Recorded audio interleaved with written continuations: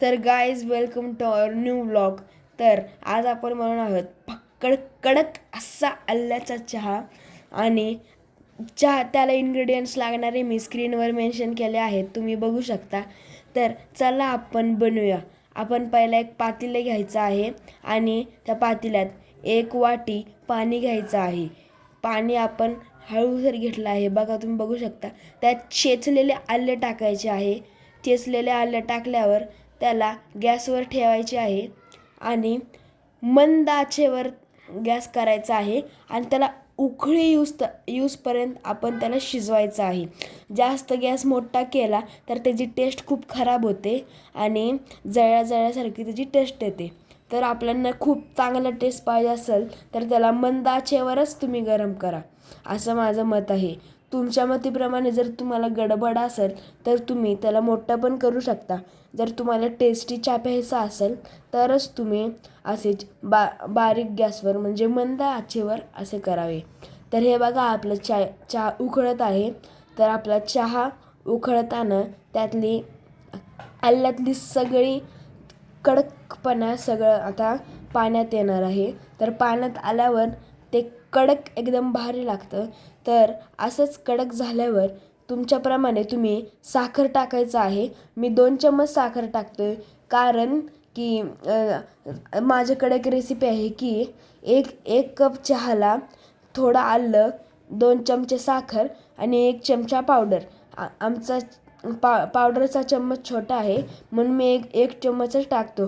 तुम्ही तुमच्याप्रमाणे टाका. साखर तुम्हाला जास्त टाकायची असेल तरी पण चालेल, तुम्ही साखर जास्त टाकू शकता आणि चहा टेस्टी होतो.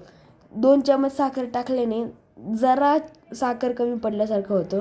आता मी पावडर टाकले आहे, मी 2 चम्मच पावडर टाकले आहे. तर आणि त्याच्यावर थोडंसं जास्त टाकलं आहे. तर बघा आपला चहा उकळतोय, त्याला मंद आचेवरच उकळवायचं आहे. आपण त्याला जर गॅस मोठं केलं तर चहा करपल्यासारखा टेस्ट येतो. तर चला तर चला तर आपला चहा शिजत आहे, तुम्ही बघू शकता. आता बघा आपण त्याला मिक्स करून घेतले आहे. तुम्ही चमच्याने पण मिक्स करू शकता, तुमच्या मनाप्रमाणे तुम्ही असं पण मिक्स करू शकता. असे मिक्स करून झाल्यावर आपल्याला 1 वाटी त्यात दूध टाकायचे आहे. दूध टाकल्यावर त्याला किती भारी रंग आलेला आहे, तुम्ही बघू शकता. तर आता त्याला आपण मिक्स करायचं आहे. मी सांगितल्याप्रमाणे दोन्ही पद्धत वापरू शकता. कुठल्या पद्धतीने तुम्ही मिक्स करणार आहे आणि हे तुम्हीच ठरवा. तर आपण चहा कडक करत आहोत, ते पण मंद आचेवर.